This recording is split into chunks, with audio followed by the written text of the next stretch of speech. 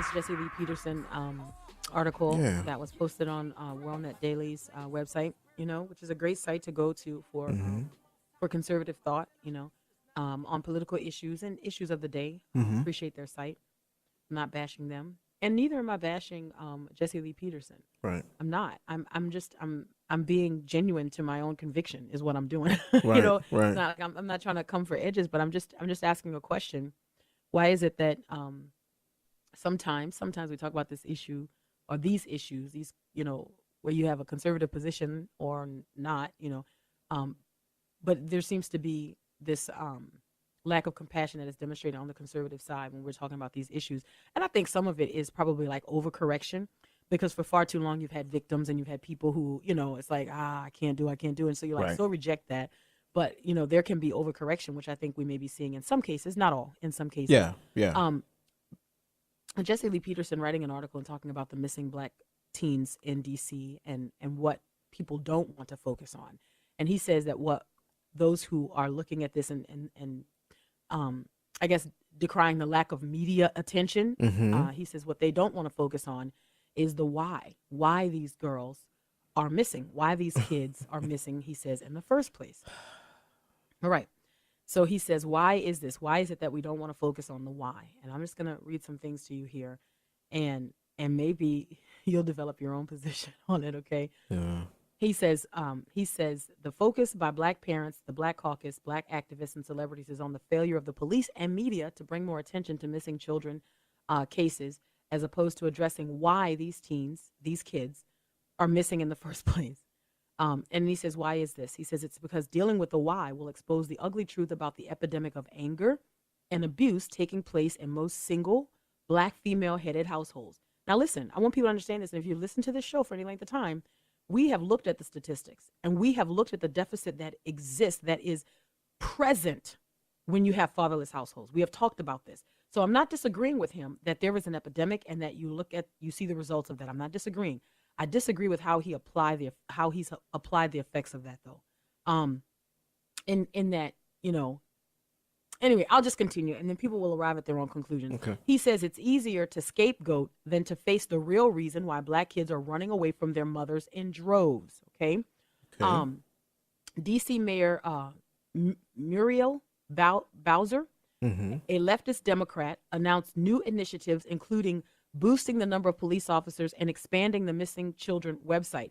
She said every effort is being made to reunite these kids with their families. Then he says, Jesse Lee Peterson, newsflash: these young people don't want to be reunited with their mothers.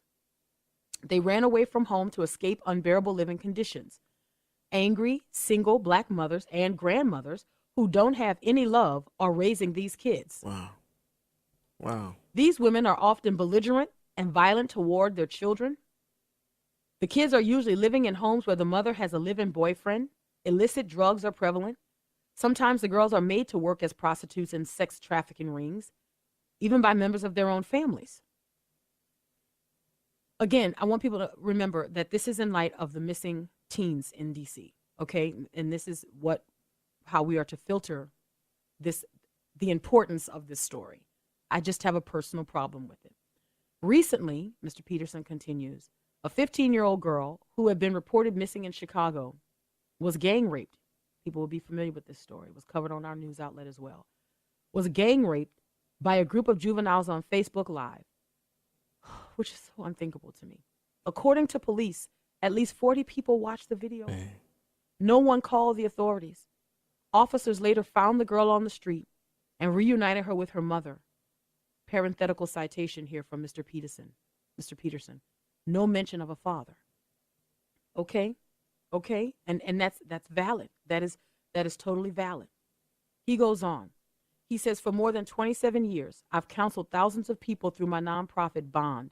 In my book, The Antidote, I write about high-profile cases such as Trayvon Martin, Michael Brown, Tupac Shakur, Eminem, O.J. Simpson, Richard Pryor, Malcolm X, and others who were abandoned by their weak fathers and traumatized by angry mothers. Black women can't solve these problems because they're creating them by making their children angry with their impatient attitudes and hatred of the absent fathers. Wow. Then he says, here are some sobering facts about what happens to kids raised without fathers. Look, this is so important. This information is critical to note. Okay, it says 90% of homes are 90% of homeless and runaway children are from fatherless homes. Okay, 71% of pregnant teenagers lack fathers. Okay, 71% of high school dropouts come from fatherless homes. We get that. 63% of youth suicides involve children from fatherless homes. He ends with this. This should be a wake up call to parents and elected officials to focus on the real cause of missing and runaway kids. Unless we encourage them to forgive their mothers and return to their fathers, we as a society will continue to bear the horrific social consequences.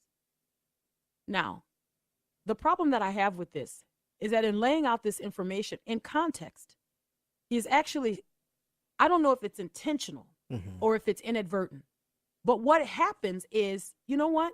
We're focusing too much on the missing girls. We need to focus on why they're missing. I think we can do both at the same time. Yeah. I think we can continue to raise the question of what's happening in the inner city context in our families. Right. I think we can continue to talk about brokenness. We do it all the time on this show. Yeah. But I have a problem because I feel in some way, and maybe I'm misunderstanding, but I feel in some way there is this, these kids, don't worry about them. They don't want to be home anyway. Man. You know what I'm saying? Like it inadvertently, that's what's communicated. And I go, now, is that compassionate? Is that compassionate? Compassion, you see, my conviction is, if you have troubled teenagers and you have broken families, that doesn't mean we care about them in their brokenness less because, well, that's just what you get. You understand what I'm saying? Yeah. I think you care. You point out the problems. You have to point out the problems. But how do you expect someone to hear you pointing out the problems if there's no compassion applied with it? Do you know what I'm saying? If it's one thing for me to say, man, he's coming out of black families. These black families are broken.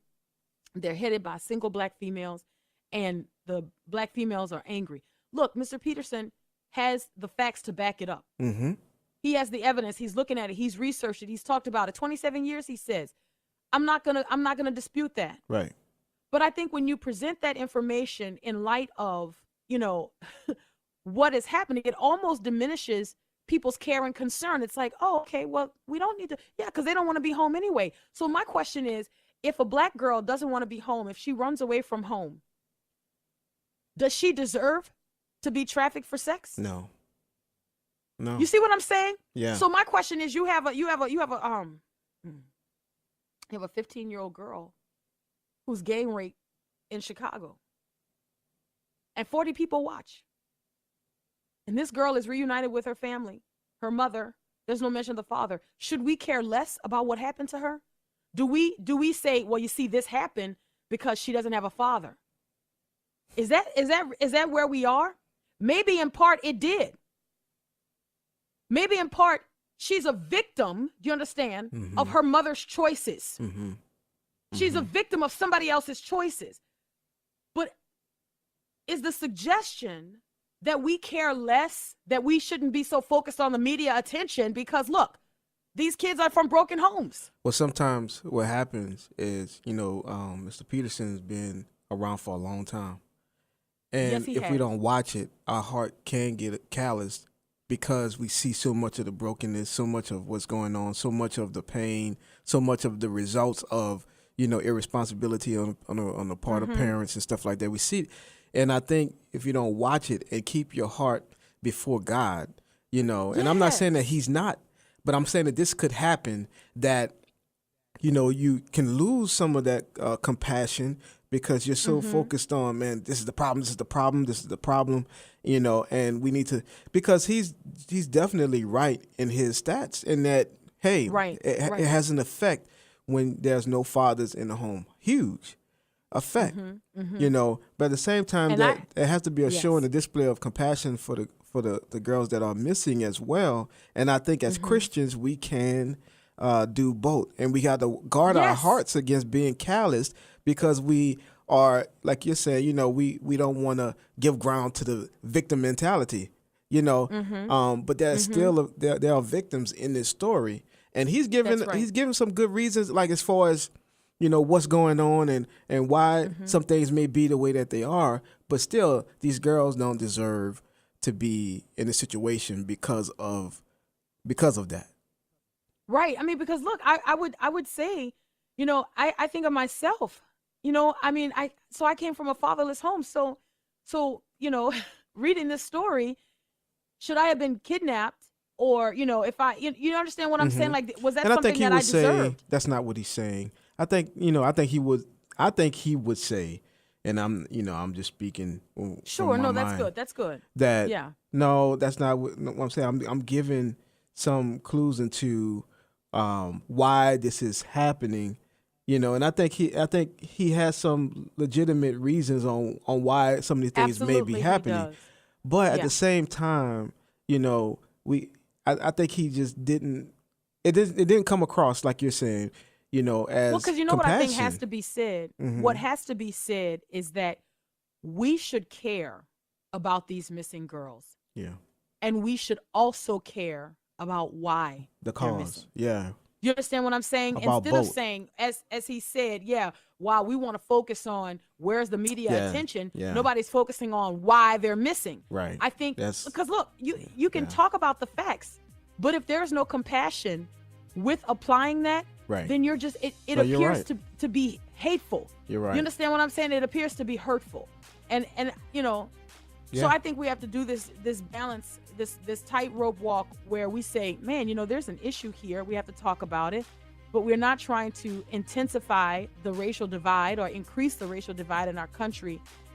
But man, we certainly don't want to lack compassion. Right. Because these children are victims. Yeah. They did not choose their families. Urban, revitalizing the spirit, family, restoring our community. Urban Family Talk.